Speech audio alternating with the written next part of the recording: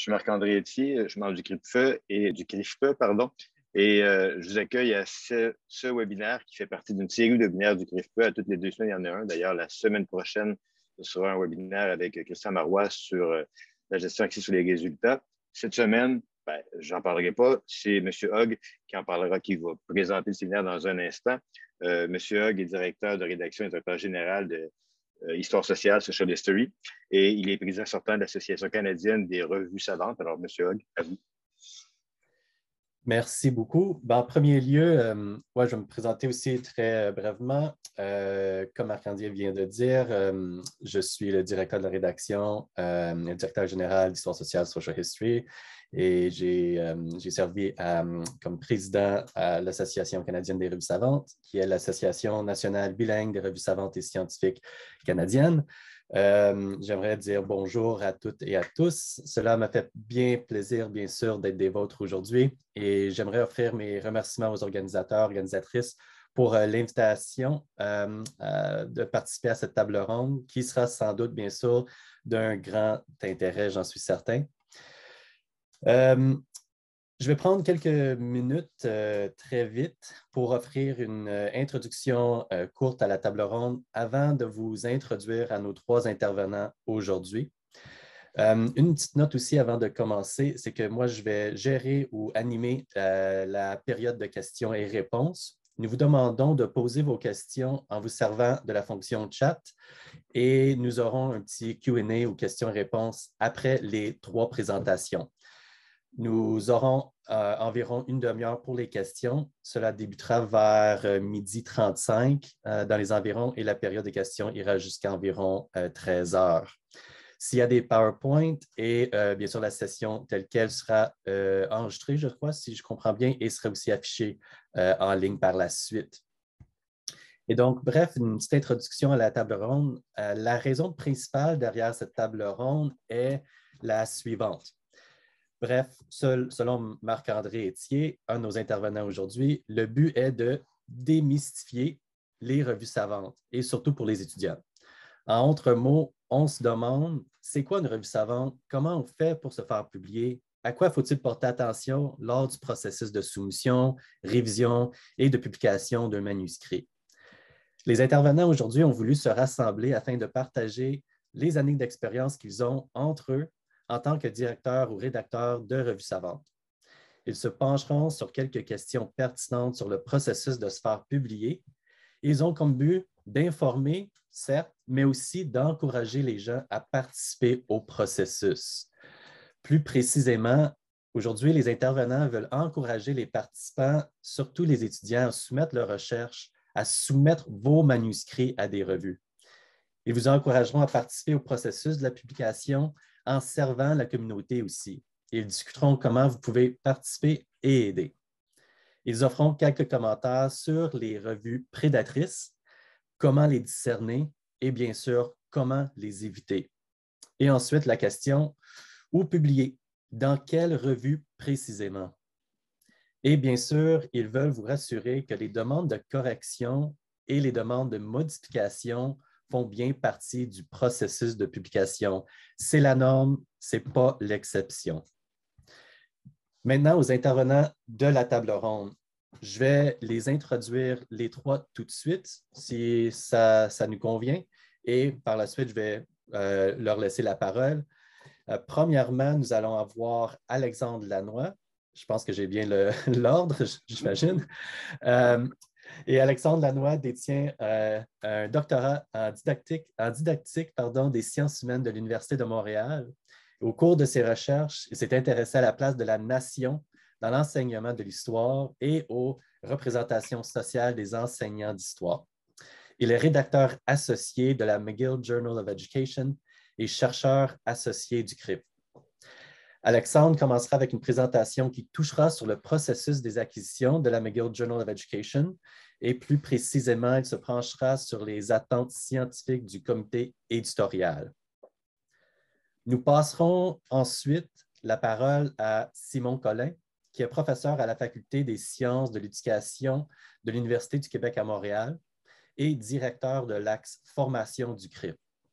Il est titulaire de la Chaire de recherche du Canada sur l'équité numérique en éducation et co-directeur de la revue Formation et profession. Simon discutera le processus d'évaluation de manuscrits soumis. Et Marc-André Thier passera par la suite avec une discussion sur les orientations éditoriales des revues et de l'écosystème dans lequel elles évoluent. Marc-André Thier est professeur de didactique à l'Université de Montréal et chercheur régulier du CRIF. Il mène des recherches à propos de l'usage des moyens didactiques pour faire apprendre les heuristiques de l'histoire, développer la pensée critique et disposer les élèves à délibérer et agir en politique de façon autonome. Il est rédacteur en chef de la revue des sciences de l'éducation. Donc, nous allons commencer avec Alexandre. Alexandre, je vous passe la parole. Merci. Merci beaucoup. Alors, bonjour à tous, je suis très content d'être parmi vous pour vous parler du processus d'évaluation scientifique de mon point de vue, donc du point de vue d'un rédacteur. Donc, moi, je suis rédacteur francophone associé à la revue des sciences de l'éducation de McGill.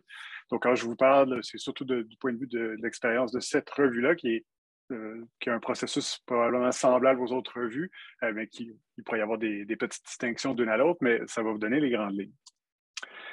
Alors, comme rédacteur, je suis en charge de l'évaluation scientifique. Donc, ici, je vous montre, il y a différentes étapes, hein, comme la lecture initiale d'un manuscrit quand il est soumis à la revue. Il y a l'évaluation scientifique dont on va parler. Et il y a aussi la révision linguistique et l'édition, qui sont des étapes dont s'occupent d'autres personnes à la revue. Hein, quand on est, si vous êtes spécialiste d'un domaine, vous êtes doctorant, vous êtes professeur, vous allez mettre vos énergies sur l'évaluation scientifique et vous savez que, dans le fond, c'est des gens qui sont en charge spécifiquement de cette partie-là qui s'occupent de votre manuscrit à ce moment-là. D'accord?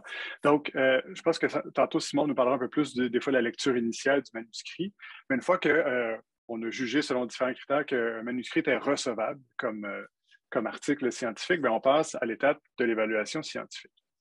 Alors, moi, bien entendu, je suis spécialisé en didactique des sciences humaines, pas dans tous les domaines de l'éducation. Bon, à la revue de McGill, on reçoit des articles sur plein de sujets, l'administration de l'éducation, la petite enfance et ainsi de suite. Donc, moi, je n'ai pas du tout la capacité de juger la qualité de tous ces types de manuscrits-là.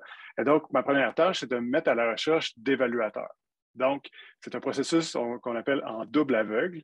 Donc, votre texte, et ça c'est important, c'est toujours précisé dans les critères là, de soumission de texte sur les revues. Un texte doit être complètement anonymisé. Hein. Le nom des auteurs ne doit pas apparaître dans le manuscrit pour que les personnes qui vont le lire lisent un texte scientifique, mais en principe doivent ignorer l'auteur. Et donc, on s'assure que votre texte est bien anonyme. Et dans le fond, nous, on va aller recruter 2 évaluateurs pour chacun des textes, spécialisés dans le domaine pour qu'ils portent un regard critique sur l'article. Et donc, l'auteur ne saura pas non plus qui a évalué son texte. D'où l'idée à double aveugle. Donc, les évaluateurs lisent un texte à l'aveugle et en fait, les auteurs ensuite reçoivent des commentaires aussi à l'aveugle, c'est-à-dire qu'ils ne savent pas de qui ça provient. C'est un processus qui peut parfois être long, puis quand vous aussi, dans le futur ou actuellement, vous êtes en train de soumettre des articles à des revues scientifiques, puis vous trouvez que les délais peuvent être longs, c'est souvent là qu'on peut accumuler des délais dans la recherche d'évaluateurs. Parce qu'il faut comprendre que tout ça se fait, c'est pas bénévole parce que ça fait partie de notre travail en tant qu'académique de faire ce travail-là, mais ça s'ajoute. Hein, on reçoit des demandes, les gens sont beaucoup sollicités pour évaluer des textes. Donc, il va arriver qu'on va solliciter des fois 3, 4, 5, j'ai déjà vu jusqu'à une douzaine de personnes avant de trouver des évaluateurs. On attend les retours. Donc, des fois, si vous constatez des délais, ça peut être parce qu'on est à la recherche de personnes pour évaluer un texte. Et puis, plus le sujet est pointu, hein, plus ça peut être ardu de trouver quelqu'un qui peut au moins prétendre avoir une expertise ou une contre-expertise par rapport à votre texte. Donc, c'est la première étape de trouver des gens. Ensuite, les évaluateurs vont faire une évaluation du manuscrit. Donc, on va avoir 2 évaluations. À McGill, il y a 4 réponses possibles, mais il pourrait y avoir des nuances dans d'autres revues. Mais essentiellement, on pourrait accepter le texte tel quel. Et comme M. Hogg l'a dit tantôt, c'est plutôt l'exception. En fait, c'est vraiment assez exceptionnel qu'il n'y ait aucune modification. Moi, je n'en ai pas vu encore passer à mon époque à McGill. plus souvent, on va avoir des modifications mineures ou on pourrait avoir des modifications majeures, incluant un deuxième cycle d'évaluation, où le manuscrit pourrait être carrément refusé s'il est vraiment trop loin des qualités d'un article scientifique. Les deux cas de figure les plus fréquents, ce sont les modifications mineures et les modifications majeures. Donc, si on vous demande des modifications mineures, vous allez recevoir un formulaire d'évaluation, deux formulaires en fait, et souvent un texte annoté avec des notes, des inscriptions à l'intérieur de votre texte. Et on va vous demander de modifier certaines choses. Dans un cas comme celui-là, vous allez produire une deuxième version de votre texte. Et c'est l'équipe éditoriale qui va juger du fait que vous avez répondu adéquatement ou non aux demandes des évaluateurs. Donc, on reste à une étape de modification. Si, par contre, les modifications demandées étaient majeures, on pourrait vouloir les soumettre à un deuxième cycle d'évaluation, donc c'est-à-dire de retourner vers les experts, le plus souvent, idéalement, les experts qui l'ont évalué au moment initial, pour leur dire, bon, ben, vous aviez, par exemple, noté des problèmes significatifs du point de vue de la méthodologie ou du cadre conceptuel. Ben, moi, je ne connais pas assez ça pour juger la qualité, donc je retourne vers les spécialistes pour dire, faites un deuxième cycle d'évaluation pour voir si ça fonctionne bien en deuxième version. Et donc, ça, c'est les deux cas de figure les plus fréquents. Après un deuxième cycle d'évaluation, il est aussi fréquent qu'on va dire, bon, parfait, vous l'avez reçu. Maintenant, je vais vous demander peut-être des dernières modifications mineures. Le point 3, aller-retour avec l'auteur ou l'autrice, il va y en avoir souvent. Même vers la fin, puis vous allez plus loin dans le processus de révision linguistique, vous allez revoir votre texte 2 ou 3 fois avec des lectures détaillées, avec des commentaires, des détails des fois. Mais c'est un processus qui est normal de se faire retourner son texte un certain nombre de fois pour être sûr que la qualité est la meilleure possible quand on arrive au produit final. Maintenant, qu'est-ce que les évaluateurs cherchent dans un article scientifique? Je reproduis ici les grandes lignes du formulaire de McGill, qui est probablement semblable à beaucoup d'autres revues, mais qui pourrait différer légèrement d'une revue à l'autre.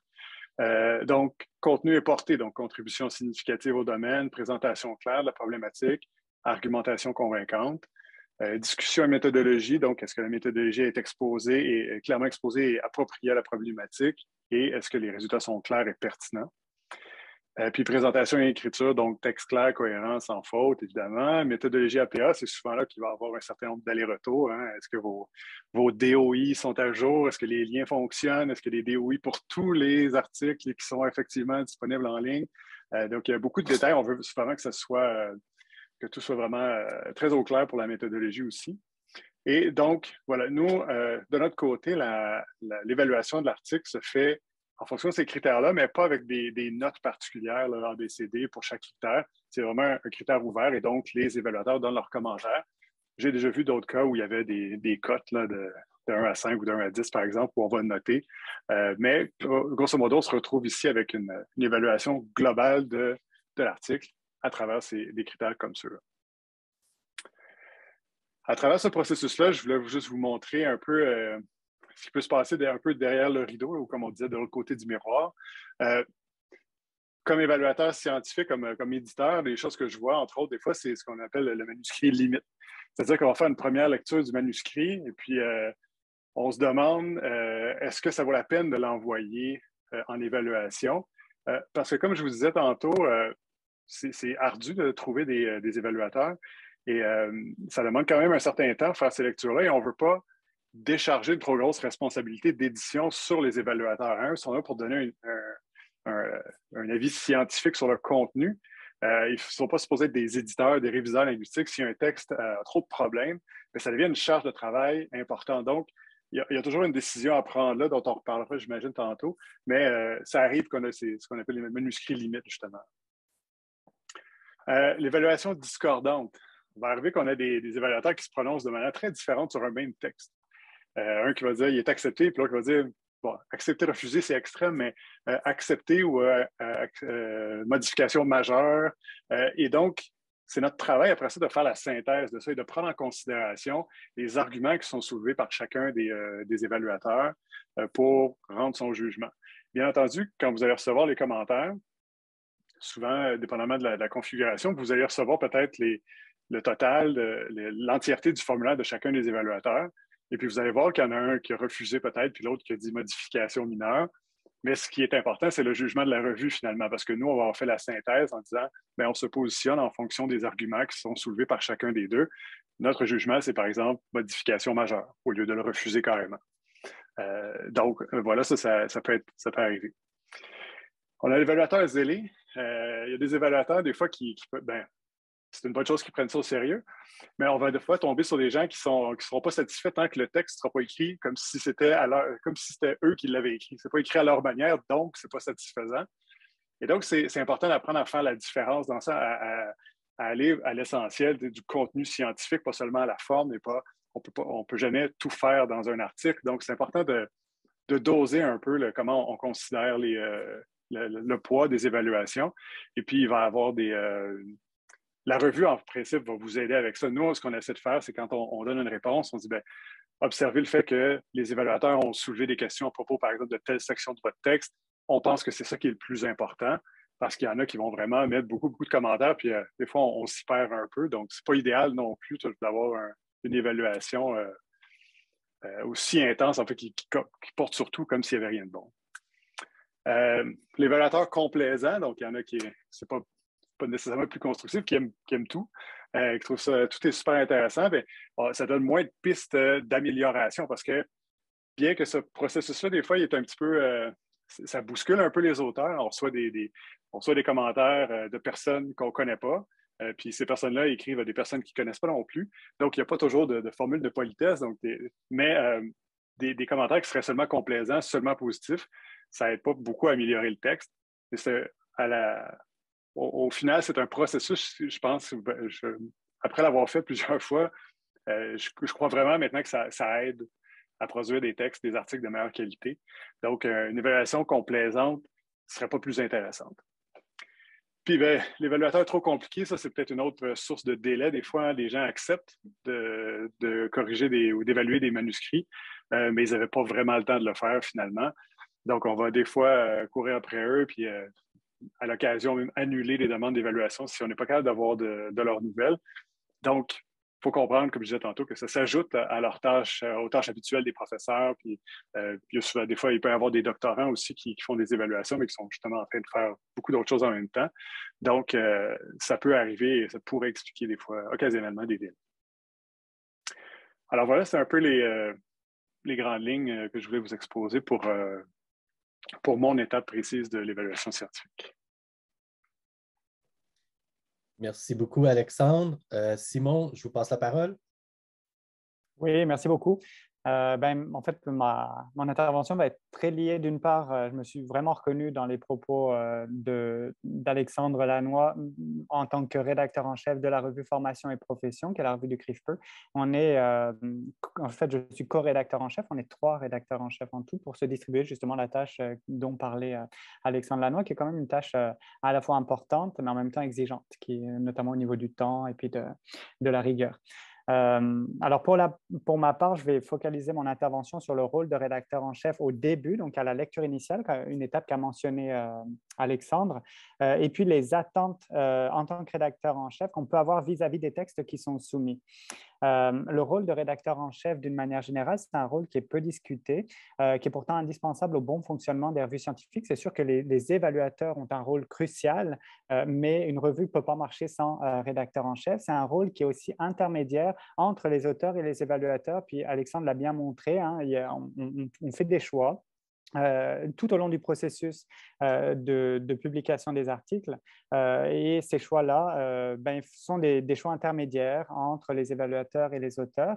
Et les choix que font les rédacteurs en chef commencent dès la soumission d'un article à la revue. Autrement dit, un article arrive, il a été soumis à la revue. Et c'est là que se passe la lecture initiale par l'équipe de rédaction qui va donc décider si le texte peut être envoyé en évaluation ou pas. Alexandre a très bien mentionné là, que c'est une réflexion qui n'est pas simplement basée sur la qualité du texte, bien sûr, c'est ça qu'on regarde, mais qu'on a aussi un vivier d'évaluateurs qui est précieux, qui n'est pas facile à trouver et qui, par ailleurs, doit être soigné dans la mesure où on ne veut pas demander à nos évaluateurs de s'investir dans une tâche vis-à-vis d'un article, par exemple, qui n'est pas bon et qui ne mériterait pas d'être publié.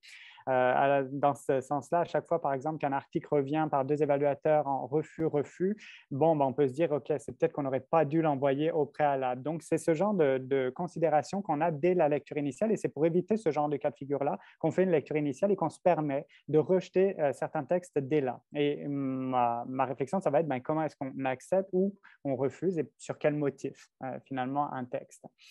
Alors, lors de cette lecture initiale, il y a plusieurs choses qu'on fait. Bon, grosso modo, on vérifie que les articles répondent à la thématique de la revue, d'une part, aux consignes de mise en page des articles qui sont les consignes éditoriales finalement, qui sont données aux auteurs. C'est aussi quelque chose qu'on fait à cette étape-là. Les revues peuvent réagir différemment. Certaines ne se préoccupent pas de ça à cette étape-ci, mais s'y préoccupent plus tard lors de l'édition du texte. Dans le cadre de la revue Formation et Profession, dès le départ, on regarde si l'article a bien été mis en page suivant les consignes éditoriales de la revue. Si ce n'est pas le cas, on le retourne à l'auteur et on lui dit resoummez-le en suivant les consignes éditoriales. Mais surtout, je dirais, on regarde si l'article répond aux exigences scientifiques de la revue. Donc, il s'agit finalement d'une évaluation initiale de la revue, mais qui n'est pas celle des évaluateurs qui va venir après coup. En fait, elle se distingue de celle des évaluateurs, cette évaluation initiale, pour 2 raisons. D'une part, il s'agit d'une évaluation générale de l'article. On ne va pas nécessairement dans tous les détails comme le feront les évaluateurs par la suite. D'autre part, en tant que rédacteur en chef, et Alexandre l'avait souligné, on n'est pas expert des objets d'étude qui sont dans tous les articles. Les sciences de l'éducation sont composées d'une multitude d'objets d'étude et il est certain que les rédacteurs en chef ne peuvent pas maîtriser tous ces objets d'études-là. Donc, on n'a pas une évaluation en tant qu'expert du domaine ou de l'objet d'étude qui est convoqué dans l'article. En fait, notre évaluation est plutôt au niveau des principes de scientificité de l'article. Est-ce que l'article répond bien au genre scientifique des articles en sciences de l'éducation, puisque ça varie de discipline en discipline. Alors, qu'est-ce qu'on regarde en somme quand on fait cette lecture initiale-là en termes de scientificité? Bon, je prends quelques exemples ici qui me semblent récurrents dans la mesure où les articles qui sont rejetés, c'est souvent qu'ils sont rejetés pour une de ces raisons-là. Le premier critère qu'on peut regarder, qu'on peut être intéressé à regarder en tant que rédacteur en chef dans la lecture initiale, c'est la problématisation de l'objet d'étude sur le plan social et scientifique. Et ici, par exemple, des lacunes qui peuvent survenir et qui peuvent mener au rejet du texte, c'est lorsqu'on a dans la problématique une suite de constats, mais qu'il n'y a pas la construction d'un problème qui permet de justifier l'étude. De sorte qu'à la lecture de cette partie-là, on ne comprend pas vraiment pourquoi l'auteur a choisi d'étudier l'objet d'étude qu'il a choisi d'étudier. Okay? On n'arrive pas à trouver donc, la pertinence sociale et scientifique. Autre point qui, des fois, pose problème et qui amène au rejet d'un article dès la lecture initiale, c'est l'ancrage épistémologique, théorique, disciplinaire de l'objet d'étude dans la littérature scientifique pertinente. Le rédacteur en chef ne sait pas forcément si tel ou tel auteur a été cité qui serait incontournable. Par contre, il peut voir si les concepts sont contextualisés dans des traditions disciplinaires, dans des traditions théoriques, etc. Est-ce qu'il y a, en plus des concepts, une contextualisation des concepts dans les communautés de chercheurs, disons, qui s'y intéressent. Et ici, c'est souvent le problème des articles qui peuvent être rejetés dès la lecture initiale. Les concepts sont présentés, mais ils sont présentés dans un vacuum théorique, disciplinaire, épistémologique. Donc, les auteurs les convoquent, mais on n'en sait guère plus en termes de est-ce qu'ils sont valides et dans quelle tradition ils s'inscrivent, etc. Et est-ce que l'auteur maîtrise les traditions disciplinaires en plus des concepts qui sont mobilisés, par exemple. Autre point qu'on va regarder lors de cette lecture initiale éventuellement, c'est la clarté de la démarche méthodologique qui est adoptée. Et ici, ce qui pêche parfois pour certains textes qui sont rejetés à cette étape-ci, c'est trop peu de détails. Donc, il n'est pas possible d'apprécier la rigueur du processus de collecte et d'analyse. Leur limite est aussi, sachant que tout devis méthodologique a des limites, et donc la réplicabilité également de l'étude. Okay? Donc, quand il n'y a pas assez de détails, on se dit, on ne sait pas trop quoi faire. Puis, est-ce que les évaluateurs vont pouvoir apprécier justement la rigueur méthodologique? Est-ce qu'ils vont pouvoir se prononcer là-dessus ou pas parce qu'il n'y a pas assez de détails? Un autre critère qu'on regarde dès la lecture initiale généralement, c'est la démonstration de la contribution de l'article à l'avancement des connaissances. Et ici, c'est surtout la section discussion, par exemple, qui va nous informer. Bien sûr, les références auront été citées dès la problématique pour problématiser, c'est l'objet d'étude. Mais il y a généralement une section discussion, qui est des fois une section discussion-conclusion, voire conclusion, mais dans laquelle on s'attend à trouver non seulement un résumé des résultats, mais aussi une mise en dialogue de ces résultats avec ceux déjà existants. Et c'est souvent quand il n'y a pas de discussion qu'il y a problème, c'est-à-dire que l'auteur conclut son article par un résumé de ses résultats, mais finalement ne contribue pas à l'avancement des connaissances dans la mesure où il ne le met pas en voie, en lien, en dialogue avec la littérature existante. Finalement, un dernier critère auquel j'ai pensé là, en préparant cette lecture, cette présentation-ci, c'est la rigueur dans les références mobilisées.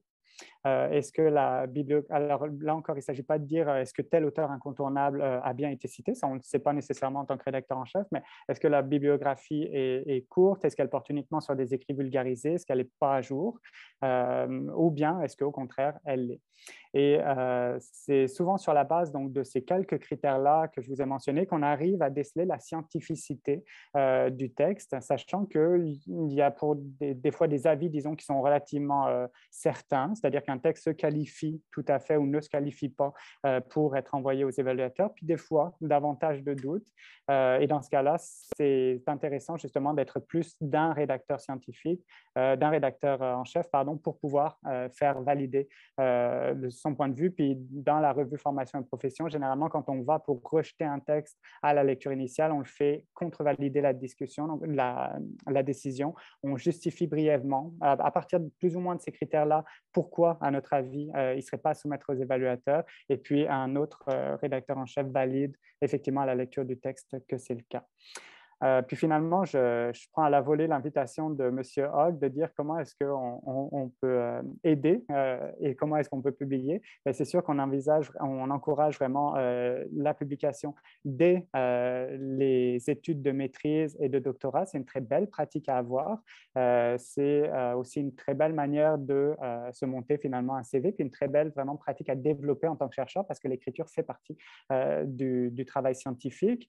Et puis surtout, en tant qu'évaluateur, accepter d'évaluer, faire de bonnes évaluations, c'est-à-dire s'investir et puis prendre le temps de faire le tour de l'article et puis les retourner à temps. C'est exactement finalement les points que Alexandre mentionnait. C'est vraiment comme ça qu'on peut aider les revues scientifiques à vivre et à faire leur travail. Beaucoup de délais, disons, pour les revues scientifiques ne viennent pas tant de l'équipe éditoriale, mais plutôt des temps de latence entre auteurs, évaluateurs et puis bien sûr équipe éditoriale qui se rencontrent souvent, mais qui des fois perd un peu de temps dans le traitement de certains articles. Mais c'est beaucoup du point de vue des évaluateurs qu'il y a un enjeu en termes de raccourcissement des délais de publication des articles.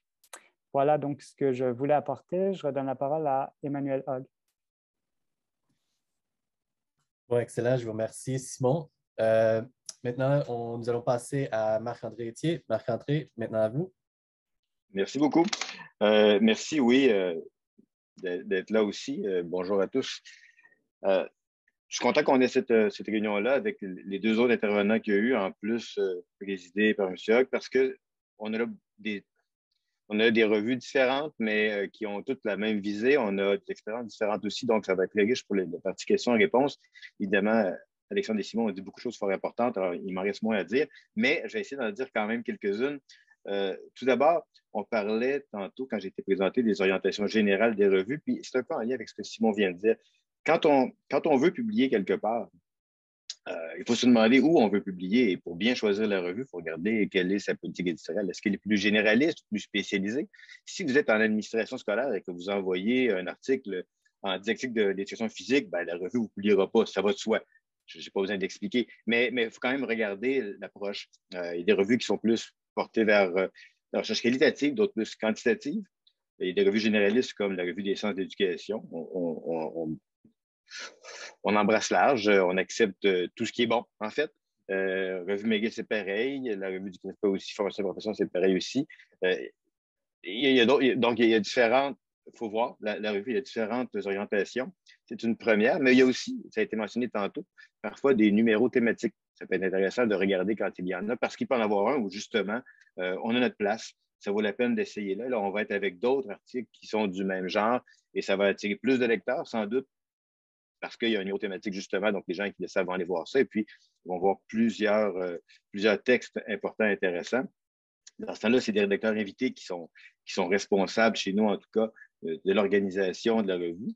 C'est-à-dire qu'on délègue le pouvoir de gérer le numéro à l'équipe de rédacteurs invités. Donc, ils doivent nous soumettre un projet, on doit l'accepter. Évidemment, on est toujours proche parce que quelqu'un qui n'est pas habitué à être rédacteur en chef, ben, quand il arrive à faire le rôle de rédacteur invité, peut-être qu'il ne connaît pas notre système notre fonctionnement, notre système de gestion des manuscrits, et puis il a besoin d'aide. Donc, ça pourrait vous arriver à vous aussi, parfois peut-être, de vouloir présenter un tel projet. Sachez qu'il y aura alors un appui de la part de l'équipe éditoriale de la revue dans laquelle vous trouverez pour vous aider justement à bien faire tout le processus. Mais je reviens à l'idée des orientations générales des revues. Ça implique aussi que, par exemple, il n'y a pas toujours les mêmes grilles d'évaluation, il n'y a pas toujours les mêmes éléments qui sont mis de l'avant. Il y a en général des choses assez semblables partout. Simon l'a dit, la scientificité, c'est le centre pour tout le monde de la question, mais il peut y avoir des différences selon les rubriques aussi. Alors, dans une même revue, il peut y avoir plusieurs types d'articles différents. Il faudra voir ça. Mais donc, les revues ont toutes à peu près en éducation la même volonté de travailler à faire avancer la science, pour toutes les mêmes façons de le faire. Des grilles très semblables, surtout qu'il y a une uniformisation maintenant à cause de plateformes comme l'OJS qui font en sorte qu'on a un format semblable, mais qu'on a des formulations différentes, bien sûr. Mais donc, ça se ressemble. Puis ensuite, ça va avec les sensibilités des revues.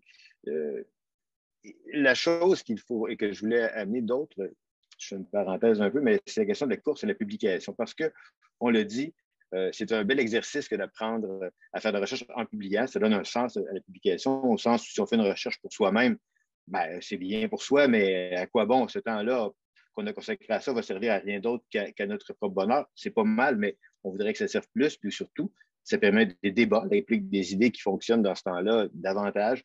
Donc, l'interaction entre les chercheurs, ça passe par les articles publiés. On se sert des autres pour aller plus loin, mais on débat aussi sur la qualité des travaux des autres. Donc, tout ça fait partie du jeu de l'ajout intellectuel, pas seulement au moment de l'évaluation de l'article, mais même une fois qu'il est lancé. Donc, c'est important de le faire.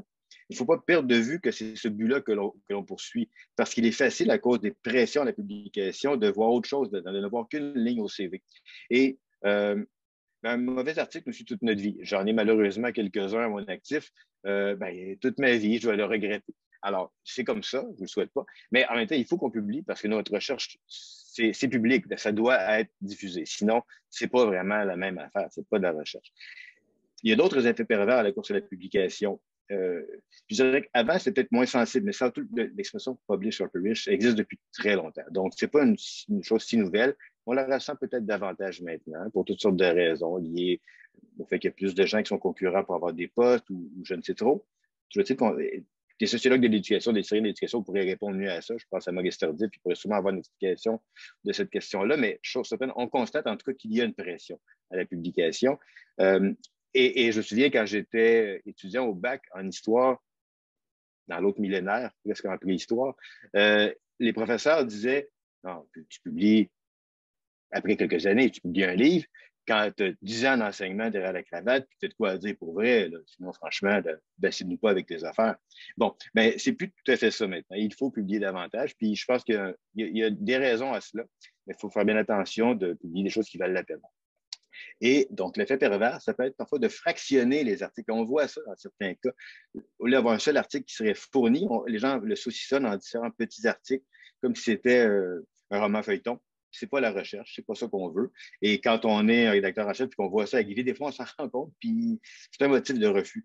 On veut pas de camelotage, on veut vraiment de bons articles. Mais bon, ceci dit, je ne vais pas vous empêcher de publier, au contraire, faites-le. Mais pensez quand même à ces aspects-là aussi.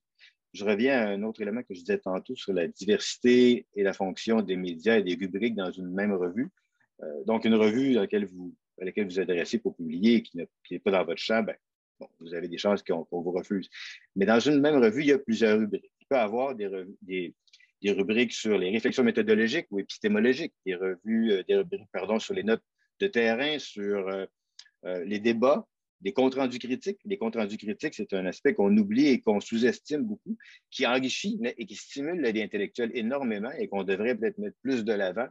Ça permet, par exemple, de lire un bon livre puis d'en faire le compte-rendu. Ben, quand on parle pour un autre, quand on écrit à quelqu'un d'autre sur un livre, ça nous amène à le voir peut-être plus en profondeur, à mieux le comprendre. Bon, donc, ça vaut la peine. Et pour ceux qui le lisent, ça permet de voir des choses qui sont peut-être pas nécessairement, qui ne sont pas nécessairement venues à ses oreilles, sinon parce que les livres savants ne sont pas toujours assez diffusés. Donc, dans une revue, il y a plusieurs rubriques et il faut voir ça. Tout comme il y a plusieurs types de revues, des plus qualitatives, plus quantitatives, il y a aussi plusieurs rubriques dans la revue. Donc, pensez à ça quand vous choisissez vos lieux de publication et pensez aussi qu'il n'y a pas qu'une seule sorte d'article que vous pouvez faire. Il y a bien sûr l'article de sa vie qui va changer le monde, qui est une recherche au long cours, mais il y a aussi d'autres articles qu'on peut faire quand même. Donc, cet aspect-là doit être souligné de manière importante. Quant au fonctionnement des revues, on a parlé tantôt un peu comment on faisait le choix des articles. Je vais dire quelques mots sur les fonctions des personnes qui sont là-dedans. Ça a été évoqué quand même, mais il y a le rédacteur en chef, le rédacteur associé, directeur de revue, chef de rubrique. Bon, il y a plusieurs titres possibles, plusieurs fonctions possibles. Ça va avec la taille de la revue, bien sûr, mais pas nécessairement. Une petite revue peut avoir une bonne grosse équipe. C'est aussi possible. Je dirais-il qu'il y a des revues où il y a moins de monde, puis il y a moins de. Par exemple, il n'y a pas de secrétaire qui est embauché qui peut aider à faire le travail, ce qui fait toute une différence. Donc, parlons des gens qui ont des titres comme cela, comme rédacteur en chef, rédacteur associé. Par exemple, la revue des centres d'éducation. Tantôt, Simon a expliqué comment ça se passait pour le rédacteur en chef. C'est la même chose. On a un rédacteur associé aussi qui fait le même travail. On se divise les tâches, dans le fond. Mais entre autres, si un article si je suis en conflit d'intérêt pour un article, parce que je connais la personne que j'ai travaillé avec, j'ai publié avec, ben, je passe le dossier à l'autre personne. Ça permet ça quand on est plus nombreux. Ça évite les conflits d'intérêt. Le directeur est plutôt là, lui, pour voir, chez nous en tout cas, aux aspects logistiques, aspects financiers, toutes ces questions-là. Mais chez nous, il fait aussi, parce que c'est lui, parce que c'est David de François dans notre cas, il fait aussi un gros travail lié à tout ce qui concerne la fin du processus. Donc, l'APA, il regarde de nouveau et avec un œil de lynx. S'il y a des choses qui ont échappé avant lui, elles ne passent pas après lui. Ça s'arrête là et c'est réparé. Bon, mais il y a aussi d'autres fonctions qui ne sont pas nécessairement membres du comité de rédaction, parce que ce que j'ai décrit là, c'est des gens qui font partie du comité de rédaction. Il y a aussi des gens qui travaillent avec nous, qui sont par exemple des réviseurs linguistiques, des traducteurs pour faire des résumés des comptes rendus, des personnes qui peuvent aider. Je parlais tantôt du directeur qui révisait l'APA, mais il peut y avoir des étudiants qui font ça aussi, des assistants, des aides, des stagiaires, ça dépend des titres selon des endroits, qui vont voir l'APA, mais vont aller vérifier les citations si elles sont exactes, parce qu'il peut y avoir une erreur dans la citation, aller vérifier donc les références elles-mêmes, le format, toutes sortes de choses, la typo, les choses importantes. Pour que ça peut ne pas avoir l'important, mais ce l'est parce qu'on veut avoir une uniformité, on veut être sûr que quand on cite cet article-là, il va être bien, c'est la vraie chose que l'on cite, c'est bien fait. Donc, il y a beaucoup de choses, il y a beaucoup de tâches possibles que l'on peut accomplir en tant qu'étudiant ou en tant que professeur dans une revue savante, en dehors de celles qui sont associées au fonctionnement donc, du comité de rédaction. Puis il y a aussi le comité scientifique. Le comité scientifique, en général, on prend des personnes qui ont une expérience plus large, mais on va avoir une diversité parfois aussi d'horizons pour aider la revue à voir à long terme, voir ce qu'ils vont faire. Parfois, on se tourne vers eux aussi pour avoir de l'aide pour évaluer les articles, parce qu'on ne trouve pas toujours, on l'a dit tantôt, des évaluateurs. Puis, ben, on essaie de pas trop harceler tout le temps les mêmes personnes, mais des fois, quand on les a près de nous, puis que ce sont des grands experts, ben, on est tenté, puis évidemment, on leur demande. Donc, on a ce que l'on fait, c'est là, je vois que le temps file, je viens de voir le temps qui passe. On a ce genre de comité-là qui existe aussi, comité scientifique avec des experts internationaux qui en font partie. On a dit tantôt que c'était du bénévolat puis que sans l'être, mais c'est du bénévolat au sens où vous ne seriez pas payé pour faire ça la plupart du temps. Il y a quelques cas, des réviseurs linguistiques, on les paie, puis en général, ils font ça pour une bouchée de pain. On pourrait quasiment dire que c'est du bénévolat. Mais tous les autres, à peu près, c'est du bénévolat. Puis c'est dans votre tâche, mais quand vous avez un poste, quand vous n'avez pas de poste, c'est vraiment du bénévolat. Ça n'empêche pas que c'est formateur aussi de faire ça. On apprend à évaluer en étant avec quelqu'un d'autre qui le fait. On apprend tout cela en même temps. Une chose que je voulais vous dire encore, puis je vais plus vite, là, mais les revues peuvent faire partie d'un grand groupe éditorial qui fait des profits ou être une revue indépendante. C'est le cas de la revue des centres d'éducation, de la revue McGill d'éducation, de la revue Formation et éducation. Ce sont des revues indépendantes qui ne sont pas, mettons, la propriété de Taylor et Francis, ou Francis Taylor, peu importe, là, qui sont elles-mêmes, qui font partie parfois de groupes de diffusion comme Érudit, qui est un éditeur, mais qui ne fait pas de profit. Il y a une différence entre les deux. Les revues, souvent, qui sont propriétés d'un grand groupe, ont peut-être plus de moyens, mais en gros, ça se ressemble de plus en plus. Ce qui est différent, cependant, c'est ce qu'on appelle les revues prédatrices. Et là, ce dont on parlait tantôt, c'est important de le dire. Il y a des revues qui vont vous demander, qui vont vous promettre de courts délais de publication, mais c'est parce qu'il n'y aura pas d'évaluation ou presque. Ils vont peut-être vous demander de payer cher pour publier. Ça, c'est deux indices quand même. Si vous promettent que dans les 24 heures, vous allez le publier, mais que vous devez payer 500 $, je pense que vous devriez tous comprendre que c'est autre chose que la science qui les intéresse. On peut aussi faire des différences pour les revues selon leur facteur d'impact, c'est-à-dire le fait qu'elles soient plus ou moins lues, mais ça a une importance bien limitée, cela, parce que les revues qui ont le plus gros facteur d'impact, qui sont le plus lues, ça sert surtout aux bibliothécaires pour classer des revues, ce n'est pas les revues en français. Alors qu'on peut penser que ça vaut la peine qu'il y ait de la recherche en français, que l'on publie en français. Ce n'est pas non plus les revues les plus récentes. Je pense à une excellente revue comme R2LMM, elle est plus récente que la revue des sciences d'éducation. Donc, on peut supposer, je n'ai pas vérifié, mais que le facteur d'impact est plus élevé pour une revue plus ancienne comme RSE que pour l'autre. Ça ne veut rien dire sur la qualité des articles, ni sur l'intérêt pour vous des articles là-dedans. Alors, il faut voir ce qui vous intéresse avant de choisir la revue. Les revues françaises, canadiennes, d'autres, peu importe. Ce qui est important, c'est de voir si la revue est celle qui vous sied le mieux. Donc, regardez cela avant de penser au facteur d'impact. Le facteur d'impact, souvent, ce que ça veut dire, c'est qu'il y a beaucoup d'autres personnes qui vont essayer de publier là, et donc ça va être beaucoup plus long peut-être pour être publié là, si vous l'êtes. Alors que si vous avez choisi une revue qui vous correspond, le temps que ça prendra, je ne sais pas, mais ça vaut davantage la peine. Vous serez lu par des personnes qui portent un intérêt envers des recherches comme les vôtres. Alors, ça vaut doublement la peine, à mon avis. Je redis l'importance de publier en français. Pour les CV, peut-être que l'anglais est de plus en plus important, certes, mais j'en conviendrai pas. Mais pour notre vie intellectuelle, pour le fait qu'il y ait de la science, qu'il y ait de la recherche en français, ça prend la publication en français. Ça ne peut pas passer à côté. Ça ne peut pas se faire autrement. Donc, je vous enjoins encore une fois à publier dans des revues en français. La meilleure pour vous, ce sera celle qui a le plus rapport avec vos besoins. Et là, il faut vraiment que j'arrête de parler parce qu'on me fait des petits signes. Voilà. Merci. Merci beaucoup, Marc-André, et merci tous les trois. Nous allons procéder maintenant à la période de questions et ça ne me surprend pas que nous avons quand même plusieurs questions déjà de poser. J'ai commencé à les rassembler, mais je vais me permettre, je pense, de prendre une des questions qui est arrivée vers la fin et je vais quasiment la reposer parce que j'avais une même question en tête qui était juste une question qui concerne le temps. Bref, combien de temps est-ce que ça prend tout ça? On peut se dire combien de temps est-ce que ça prend en moyenne pour vous d'aller trouver des évaluateurs pour vos textes? Combien de temps est-ce que ça prend avant qu'un auteur, disons, je suis quelqu'un qui a soumis à vos revues, combien de temps est-ce que ça vous prend normalement avant de nous répondre avec une décision? Et troisième question qui se rapporte au temps, c'est quoi la moyenne entre la date de soumission et la date de publication environ? Est-ce que vous avez quelque chose à dire là-dessus? J'aimerais passer peut-être en premier par Alexandre, parce que ça fait longtemps qu'il n'a pas dit un mot, lui, il attend patiemment. Et par la suite, peut-être, on va aller à Simon et à Marc-André. Merci. Je dirais que il peut y avoir des assez grandes variations au sens où des fois, comme je disais tantôt, on peut avoir de la difficulté à trouver un évaluateur. Puis des fois, quand on trouve un évaluateur, nous, on lui suggère, je ne me trompe pas, c'est 4 à 6 semaines pour l'évaluation. C'est quand même des textes assez robustes. On veut qu'ils prennent le temps de les lire. On ne veut pas une réponse en 48 heures. Donc, déjà là, il se met un délai de 1 mois et demi. Puis si j'ai le bon évaluateur et il dit, je suis vraiment occupé, j'aurais besoin de 2 mois, c'est rare que je vais dire non. Parfait, j'en ai un. Donc, il peut y avoir ce délai-là. Puis une fois qu'il est passé à travers l'évaluation scientifique, alors là, la revue va le prévoir pour un numéro.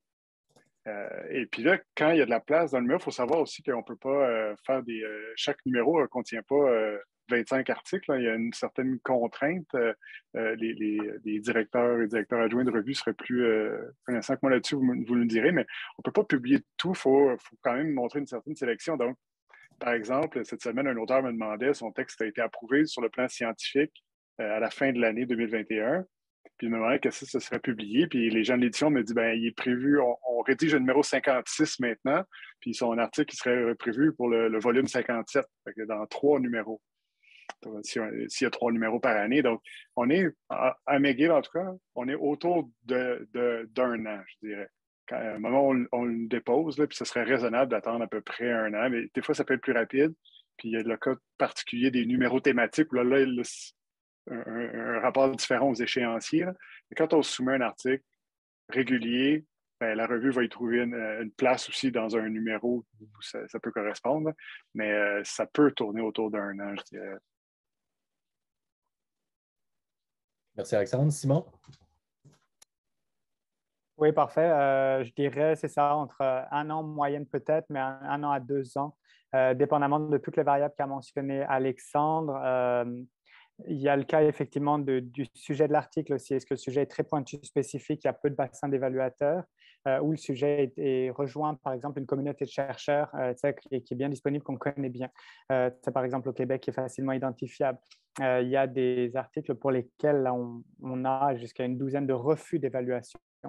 Or, on ne met pas pour les articles au départ 12 évaluateurs. On en met toujours plus que 2, par contre, parce qu'on s'attend à ce qu'il y ait éventuellement des refus. Donc, on commence par, mettons, 3 évaluateurs pour un article. Là, on a, par exemple, une acceptation de refus. Donc, il faut qu'on retourne chercher de nouveaux évaluateurs jusqu'à ce qu'on ait minimum 2 évaluateurs par texte. Ensuite vient effectivement l'évaluation qui, elle, peut prendre plus de temps. Alexandre l'a bien mentionné, mais on a utilisé le mot bénévolat là, entre guillemets. Donc, on respecte l'investissement des évaluateurs. Et de sorte que tout ça est fait. Et puis ensuite vient, une fois que le texte a passé le processus d'édition, mise en graphisme, etc., ben, le fait de le placer dans un numéro qui, lui, s'en vient. Okay? Et là, à partir de là, ben, ça peut ajouter encore des délais supplémentaires. Donc, c'est un long processus. Mais je dirais que c'est un processus qui est comme ça. D'une part, parce qu'il y a des étapes de rigueur là-dedans qui sont nécessaires à respecter et que hâter la chose, ce n'est pas forcément rendre service à la qualité du texte ni de la revue. D'autre part, parce qu'on a aussi des contraintes qu'on a essayé de soulever ici tout le long, mais en premier lieu, celle des évaluateurs. Et de ce point de vue-là, et là, je me tourne particulièrement vers les professeurs d'université qui sont déjà en poste, attention de ne pas être trop impatient vis-à-vis de la publication de vos articles quand par ailleurs vous acceptez peu d'évaluer des articles à côté. Parce que souvent le problème est là. D'accord? Souvent on est prompt à dire « Ah mon Dieu, il me semble que le texte tarde. » Mais en même temps, on est aussi prompt à ne pas accepter d'évaluer, donc à avoir beaucoup de temps de perdu en termes de recherche d'évaluateurs au sein des comités éditoriaux. Merci Simon. Marc-André, à vous. Oui, ben, ça varie beaucoup. Ça varie beaucoup. La revue des sciences d'éducation a déjà eu 36 mois pour ses publications en moyenne. Maintenant, c'est un peu moins. Puis ça peut varier s'il y a une transition d'une équipe éditoriale à une autre, ça part aussi. Ça varie selon le type d'article. Nous, c'est plutôt de 9 à 15 mois ces temps-ci entre le moment où on reçoit l'article et celui où on l'envoie à érudit pour qu'il soit publié. C'est-à-dire donc, tout notre processus, c'est nous c'est ce qu'on a du pouvoir.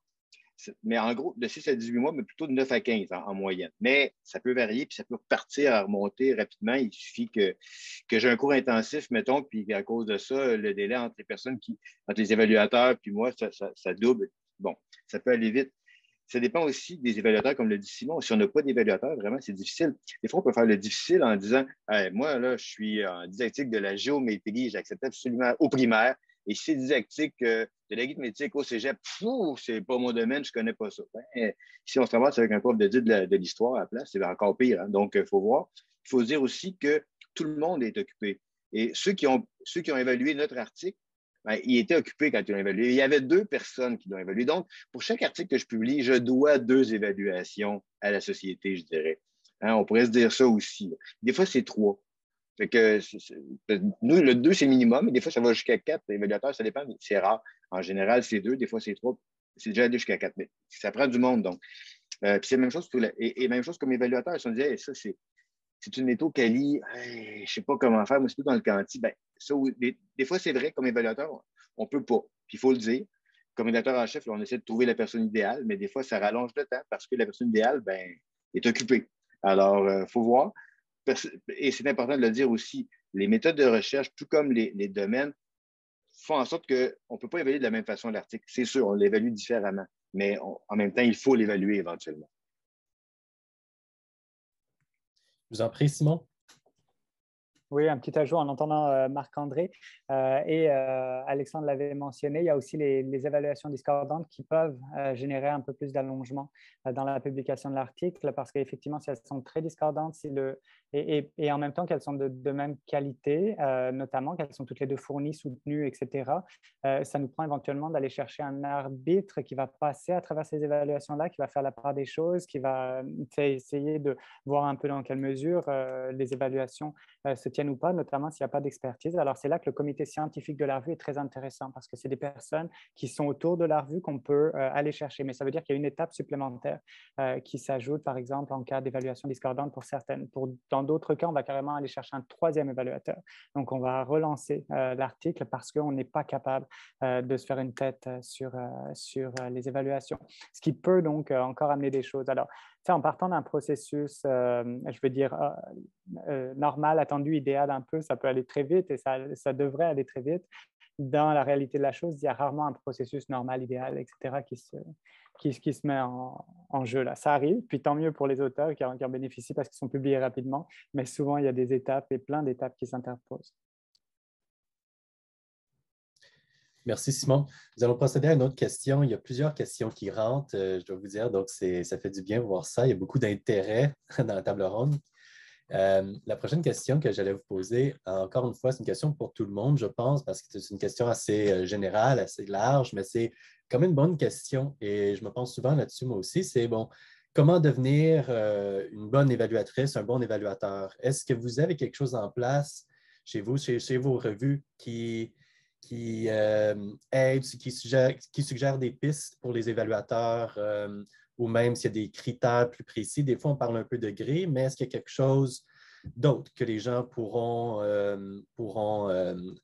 aller consulter pour peut-être les aider à avoir un petit peu de confiance en soi pour faire une bonne évaluation?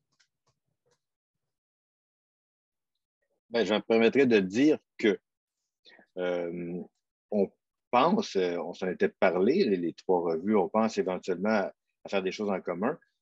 Parmi les choses que certaines revues font à travers la planète, je ne dis pas que c'est ce que l'on fera, mais il y a des revues où on fait des séminaires, des webinaires pour évaluer, ou encore il y a des clips qui sont tournés pour montrer comment faire, c'est quoi les grandes étapes.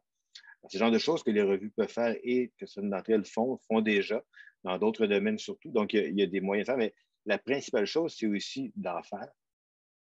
Et de voir les commentaires du rédacteur en chef qui va dire, ben, hey, là, peut-être qu'on pourrait exprimer ça plus gentiment et on arriverait au même résultat, ou encore peut-être qu'on pourrait être plus précis parce que c'est un peu vague, ou peu importe. Mais c'est d'en faire, puis de demander de tenir compte de ce que le rédacteur en chef va dire ensuite. Alexandre?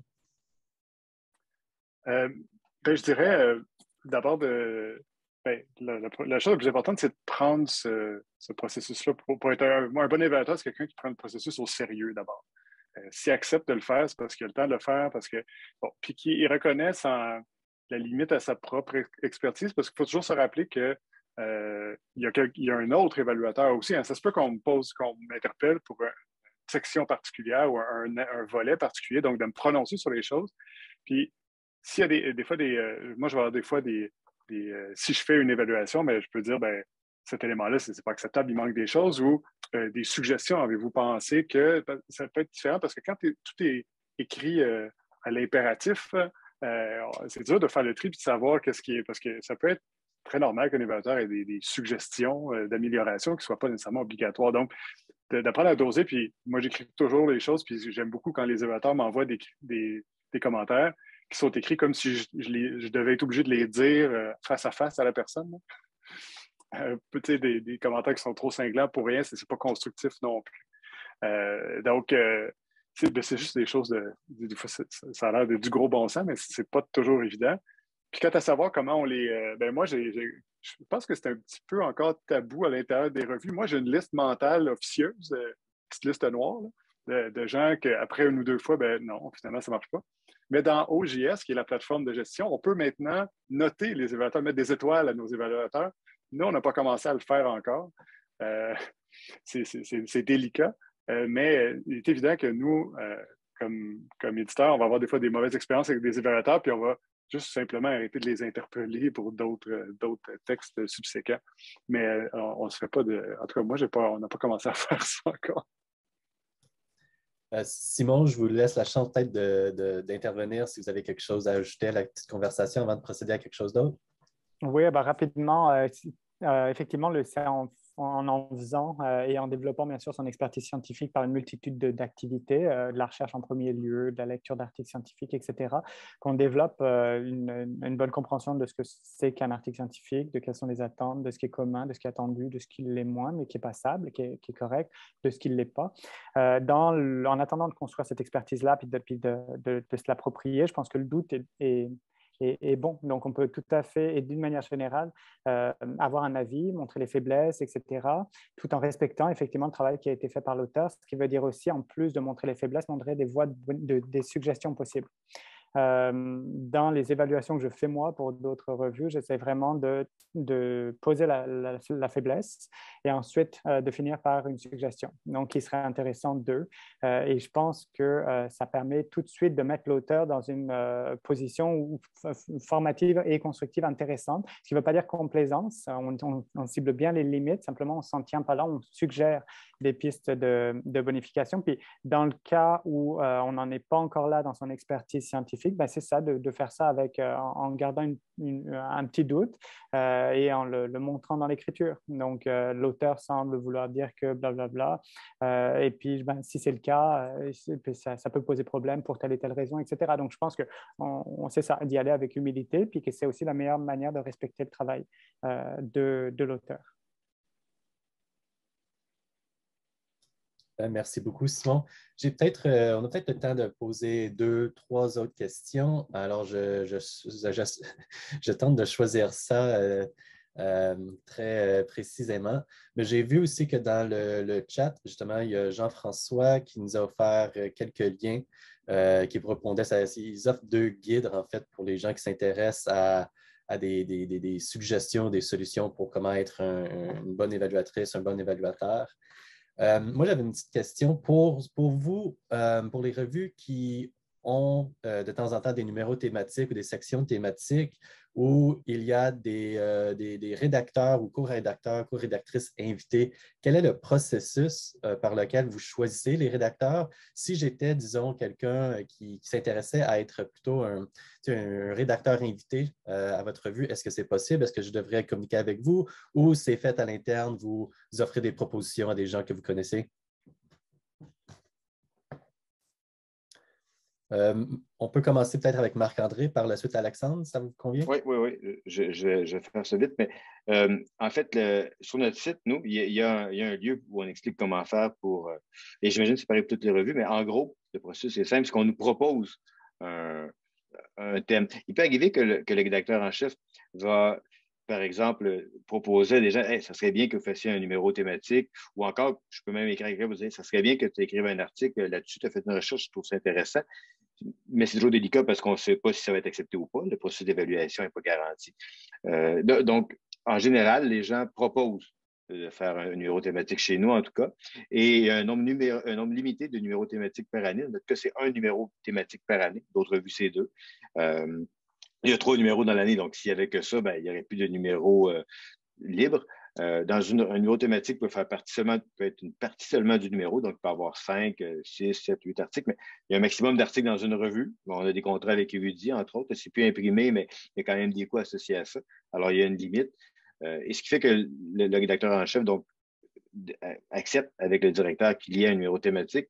Les gens qui ont un numéro thématique le font et même après ça acceptent les gens. Ils peuvent, eux autres aussi, aller après ça chercher des auteurs, mais on demande à ce qu'il y ait toujours un appel à communication, un appel à texte qui soit ouvert, que tout le monde puisse proposer, que ce ne soit pas une clique qui fasse des choses, puis on amène un peu comme si on trouvait un éditeur qui allait publier notre livre, ben à la place, c'est la revue qui le fait. Non, on veut que ce soit ouvert, qu'il y ait une possibilité que ça soit plus large que ça. Et les rédacteurs invités doivent choisir aussi parmi notre banque d'évaluateurs. Ils peuvent en ajouter dans notre banque, ça va nous faire plus d'évaluateurs, mais on veut pouvoir suivre tout cela.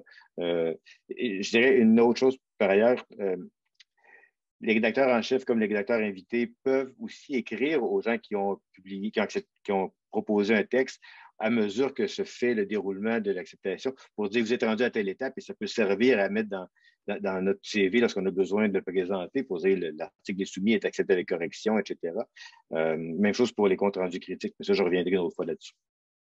Voilà. Alexandre? Oui, ben Marc-André a dit pas mal de ce que je pensais dire. Juste rappeler, c'est important que quand on fait une proposition de numéro thématique, on peut déjà avoir en tête une liste de collègues, là, mais ils doivent quand même passer par le processus d'évaluation. On a déjà des fois à déconstruire ça un peu en disant c'est correct que tes collègues déposent, là, mais il faut qu'ils passent par l'évaluation. J'avais vu aussi passer une note, des fois pour les numéros thématiques, on va faire une espèce de pré-appel de texte. On va demander aux gens un texte là, de 400-500 mots qui décrit le sujet. Ça, c'est une espèce de pré-écrit où on voudrait savoir en fait quel serait le profil du numéro thématique finalement, c'est quoi les sujets qui vont être abordés à l'intérieur d'une thématique. Si ça, c'est accepté, souvent, c'est d'accord, maintenant, tu as la permission de déposer un article complet. Donc, il peut y avoir cette petite étape préalable-là dans les numéros thématiques. Sachez que si vous impliquez dans les numéros thématiques, je viens d'en faire un cette année, c'est du sport du point de vue des échéanciers beaucoup plus rapides. Donc, c'est intéressant justement de se retrouver dans un numéro avec d'autres textes sur un thème semblable, mais c'est du sport. Mais c'est un très bon numéro thématique qu'il a fait, il faut le dire. Ouais. Simon, avez-vous quelque chose à ajouter avant de continuer? Non, je partage les commentaires d'Alexandre et de Marc-André, on fonctionne pareil. D'accord. Et si je comprends bien, il est maintenant 13 heures, mais si je comprends bien, on peut peut-être pousser hein, un autre, on peut peut-être rester ensemble un autre 10 minutes. Est-ce que ça vous convient? J'ai 3 autres questions, je pense, à vous poser. Bien, c'est plein de questions, vraiment, il y a beaucoup d'intérêt. Alors, je vous remercie à tout le monde. Mais moi, j'ai 3 questions que j'aimerais, je pense, vous poser et on pourrait peut-être terminer avec la dernière. J'ai une question qui vient tout juste d'être posée, je pense, en lien avec la discussion qu'on a eue au sujet des évaluateurs et évaluatrices. Et c'est une très bonne question. Et donc, je vais vous la poser les 3 encore. Chez vous, comment est-ce que vous... la question est comment reconnaître le travail des évaluateurs? Merci Nathalie pour votre question. Alors, chez vous, comment est-ce que vous faites pour reconnaître le travail des évaluateurs qui est fait normalement par bénévolat ou en anonymat? Et ouais. Marc-André? Ben, c'est pas grand-chose, hein, mais c'est ça quand même. Il y a 2 choses que nous faisons. Tout d'abord, nous remercions les gens formellement par un courriel pro forma. J'ai un courriel ordinaire, après ça, j'envoie un courriel pro forma qui reconnaît, comme ça les gens peuvent en tenir compte dans leur CV, puis tu sais combien il y a eu d'évaluations. Je sais, c'est pas grand-chose. Et à la fin de l'année, on met l'ensemble des noms des personnes qui ont servi d'évaluateurs dans une liste qui est publiée dans la revue. C'est ce que l'on fait. Mais en plus de faire ça, on leur demande aussi quand même de nous aider des fois, une fois de plus, parfois, pour faire une évaluation des articles les meilleurs qu'on pourrait prendre pour donner un prix au meilleur article de l'année. Fait que non seulement on ne les reconnaît pas assez, mais on leur double le travail parfois. Alexandre ou Simon, avez-vous quelque chose à ajouter à ça? Ben, un peu les mêmes choses, mais même moins. Mais c'est un courriel qui remercie et qui atteste que l'évaluation a été faite et qu'on apprécie parce que c'est essentiel au bon fonctionnement de la revue. Sachant que, en tant que là, je parle des professeurs d'université, bon, il y a tout un service à la collectivité qui fait partie de la tâche de professeur, ça y rentre. Hein, donc, c'est quand même attendu aussi qu'on fasse notre part. Mais c'est toujours apprécié quand elle est faite et bien faite. Et c'est dans ce sens-là qu'on tient à le souligner. Je dirais la même chose. C'est juste un peu dommage, justement, qu'à cause du processus de double aveugle, on ne peut pas dire après merci à telle personne d'avoir évalué l'article. On annulerait tout l'aveuglement. Mais c'est ça, on essaie de les remercier un peu plus formellement ou par courriel. Mais justement, à cause du processus lui-même, on ne peut pas trop éventer les noms. Donc, je pense que j'ai 2 dernières questions à vous poser, à vous 3, et je pense qu'on peut essayer de les mettre ensemble. Donc, je vais les poser les 2 questions, et si vous voulez répondre en les mettant ensemble, je pense que ça peut quand même bien aller. Une des questions, c'est une de mes questions aussi que j'avais avant, juste en lisant un peu l'introduction pour cette table ronde. parce qu'il me semblait qu'on voulait, un des buts de la table ronde était d'encourager les gens aussi à soumettre, à participer un peu au processus. Alors, si vous avez des mots d'encouragement ou des suggestions pour, surtout peut-être les étudiants, que pouvez-vous leur dire pour les encourager justement à ne pas hésiter à soumettre leur travail, leurs recherches aux revues savantes? Et bon, deuxième question, ça vient de Jean-François, encore une fois. Lui, il dit, il y a eu une explosion du nombre de revues savantes dans les dernières années. Absolument, je suis d'accord avec ça. Dans tous les domaines, pas seulement en sciences de l'éducation. Avec la notion de publish or perish, il est souvent tentant pour les nouveaux chercheurs de publier dans des revues en anglais pour avoir davantage de citations. Pour Marc-André plus précisément, mais je vais le laisser à vous trois, bien sûr. Marc-André, toi, tu suggères de valoriser les revues francophones et Jean-François t'applaudit pour ça.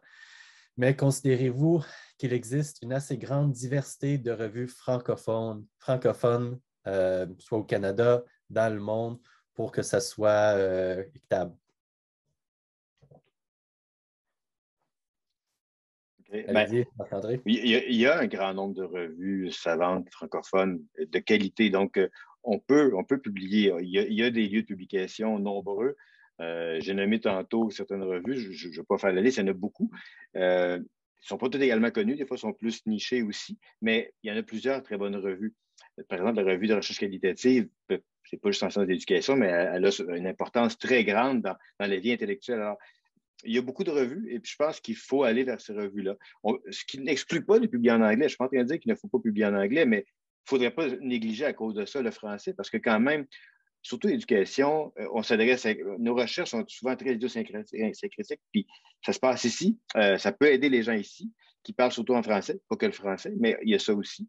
Alors, il faut faire quelque chose pour ça. Mais il y a des affaires qui dépassent un peu aussi ce qu'on peut faire comme personne individuelle, comme chercheur, comme auteur, qui sont plutôt sociologiques. Donc, je pense que oui, il y a de la place pour publier tant qu'on veut en français. Ça peut être plus ou moins long. Puis il y a des revues professionnelles où on peut publier aussi. Il n'y a pas que les revues savantes, mais les revues savantes, évidemment, c'est de ce dont on parle. Et je l'aurais dit, il y a plusieurs rubriques différentes dans les revues.